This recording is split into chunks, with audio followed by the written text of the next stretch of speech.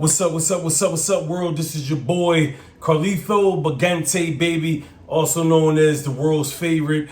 I just wanted to start off by saying I'm completely blessed and grateful for each and every one of you guys that have been on this journey with me, coming back into the music business. Took like a 10-year hiatus, to focus on, life. And I'm back. I feel amazing. I've been back for like about 3 years now going on. And since I've been back, I dropped 3 albums and a few EPs, a lot of singles. Just been using this process of music to really be more therapeutic and have fun with this passion and this art that we call hip hop, rap, soul, some jazz, and some R&B. And I actually tapped into, the reggaeton scene lately. Huge shout out to Falson and Random. But today I wanted to talk to you guys about my brand new project. My brand new project is called Surviving the Circumstances. Okay, this project is a lot different than all the other projects that I've been doing before. What makes this project different than all the other projects that I've done before is that this album is very, very personal. I dug deep down into my soul, into my gut, into my mind, and it seemed like I've just been cleaning out all these built up thoughts that's just been, disturbing me for the past couple years. And I just wanted to break down the track list and what you guys can actually find in this project. So first of all, I'd like to thank everybody that purchased the project. It's out right now, Surviving the Circumstances. Everybody that's been streaming my music since I've been back. Like, again, thank you. I appreciate it. It means a whole lot to me. Like I said before, this time is just for passion, therapy, and for fun. So I wanted to break down the track list. Number one, the first track on this project is called Therapy.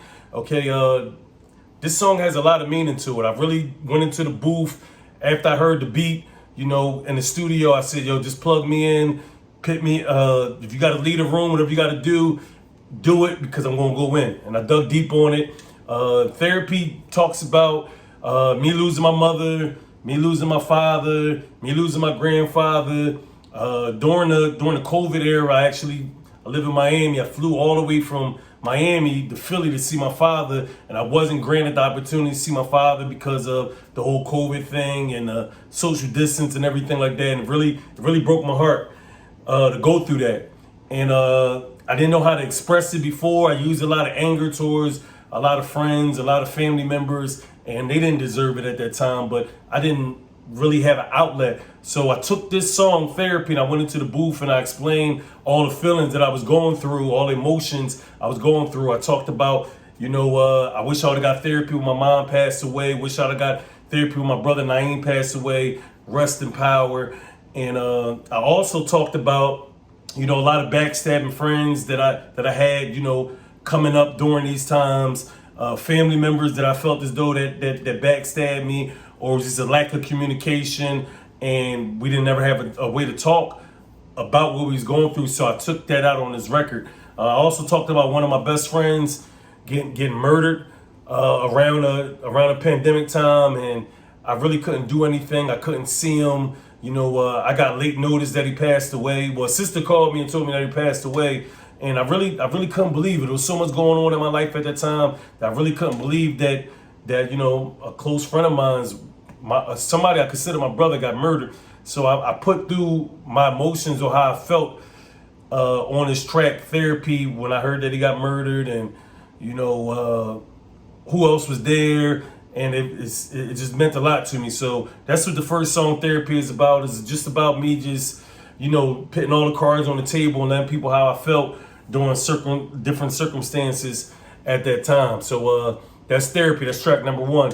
Track number two, I came up with this title. It's called Invincible.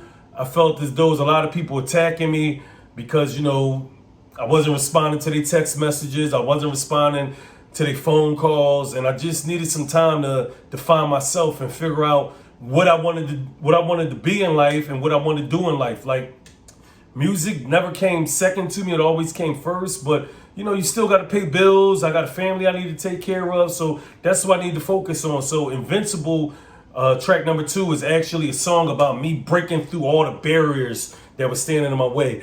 breaking through all the obstacles that was in my way, starting in the beginning of the maze and not knowing to turn left, turn right, go forward, and me actually getting through the maze. And I actually wrote this song.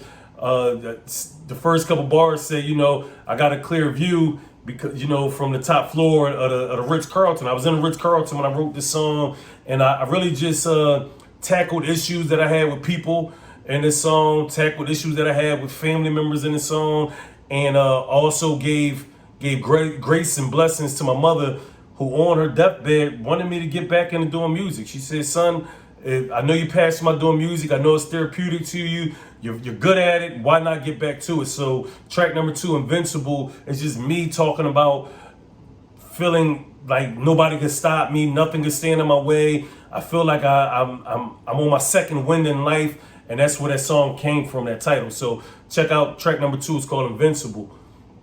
Track number 3, one of my favorite tracks on the record, it's called Keep Pushing.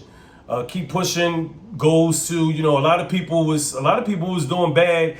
Pandemic came around. People was, starting their own businesses. People was going back to college. People was getting the GEDs.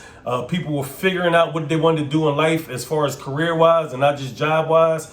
So the song Keep Pushing is really just about, when you go do your 9 to 5, when you out there hustling, when you get back in the house and, you do meditation, or you have some tea, or, you smoke, you have some whiskey or some tequila, you just want to unwind and forget about everything that's going on in the world. It's just a reminder that tomorrow in the morning, you got to get back to doing everything that you planned on doing. That 1-year plan that you set out, that 5-year plan that you set out, that 10-year plan that you set out, you got to get your ass back up and you got to get to it. So track number 3, Keep Pushing. I break down, things I was going through when I decided to stop doing music. I broke down the main reason why I moved to Miami in the first place, for a change of lifestyle, me trying to find myself. I tried to go to school out here. I was going to FIU, took 5 classes. I break that down. And, one day they sat me in the office and said that they didn't think that this university was for me. So I had to get back, on a gristle, 10 tones down, started recording. I think I recorded like 5 mixtapes after I got, kicked out of that school.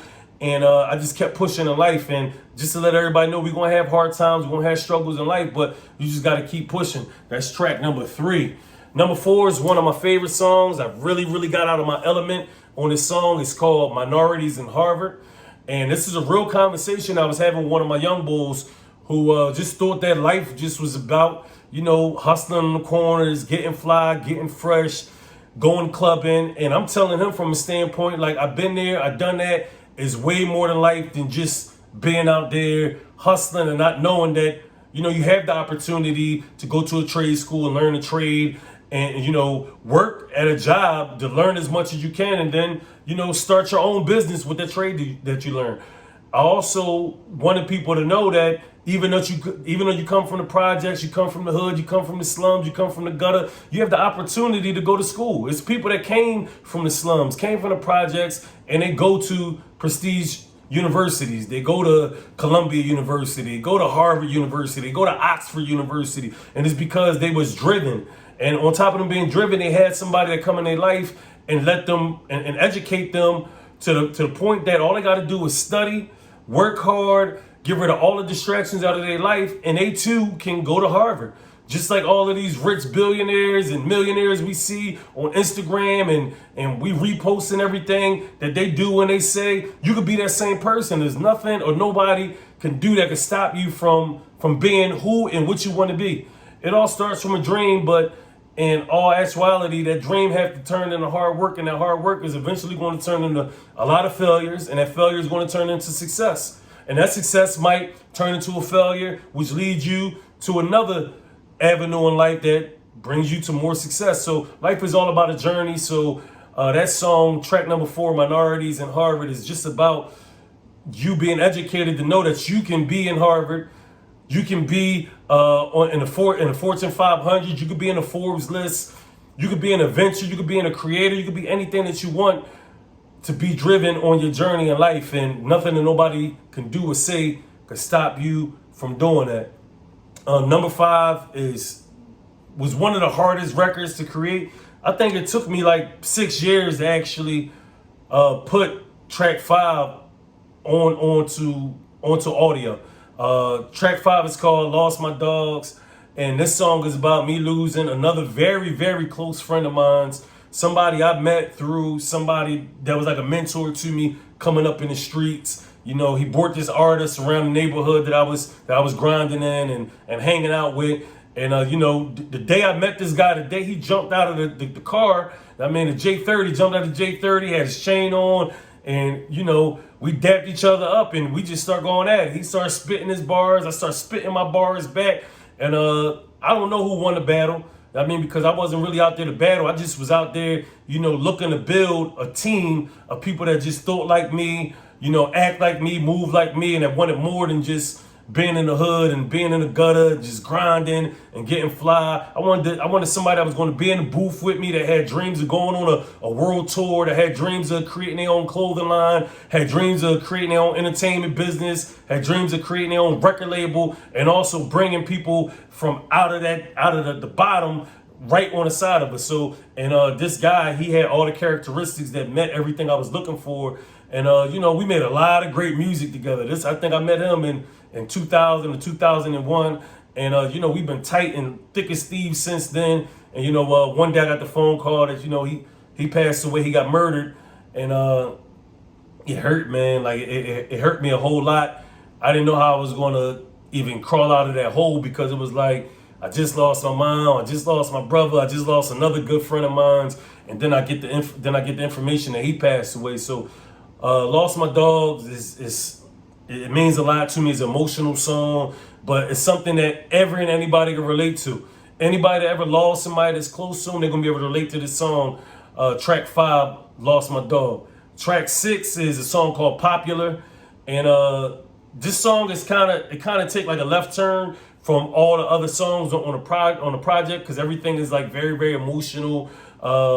Everything is story driven, based off of things that I never could, you know, talk about on a regular album. So that's why I created this project in the first place. It's a 7-song EP. It's just me just spilling out, you know, my feelings. So "Popular" is about, you know, it starts off as me talking about, you know, wanting to get fly, fresh, wanting to have the Beamer with the BBS and the Dookie Gold rope chains that all the hustlers was rocking, you know, back in the day. And I actually had the opportunity to do it.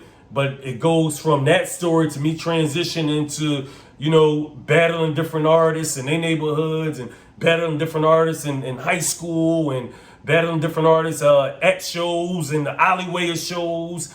And I wound up getting into a little situation where, you know, I had to take a vacation, and, you know, I break down in the song that, you know, what ifs, like all the what ifs, where would I be if that never happened? It's a lot of metaphors, there's a lot of triple and quadruple entendres in the song. So the song has a lot of different meanings, and it also stated there that anybody that's going to stand in my way of being prosperous in my music business and also in life, you know, I got something for y'all. So the song is fun.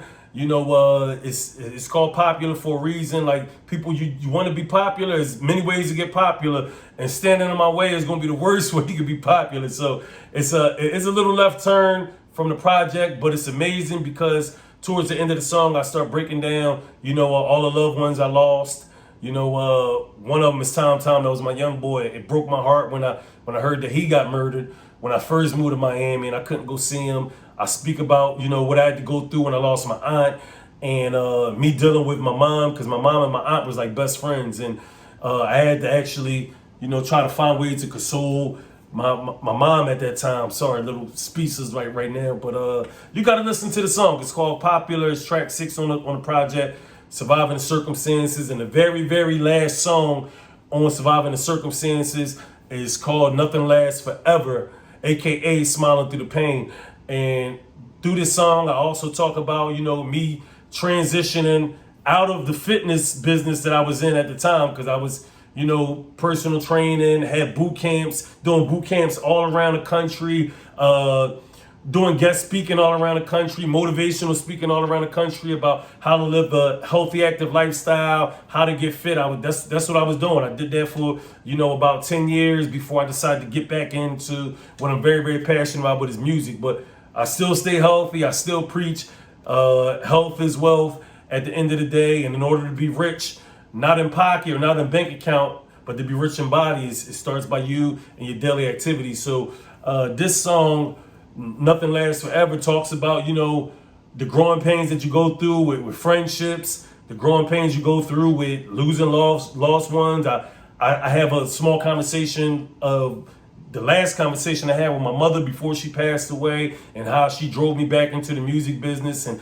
how she drove me into saying, fuck what everybody think, just go ahead and do you, baby. So I bring that up, and I also bring up another close friend of mine who was in my circle, and he turned out to be a cold snake. I couldn't trust him, so I cut him off. Stop answering the phone calls, stop answering his text messages. Didn't listen to any slander that he was putting on me about on social media, and just had to let all that go. So I also, break that down in a song, and that song is called Nothing Lasts Forever. So again, I appreciate each and every single one of you guys that took time to watch this video, everybody that purchased the product, the project, everybody that's been streaming for the past couple years that I've been back. I've been releasing some old music, a lot of new music. Huge shout out to my whole entire team, Boss of Boss Entertainment. Huge shout out to Falson.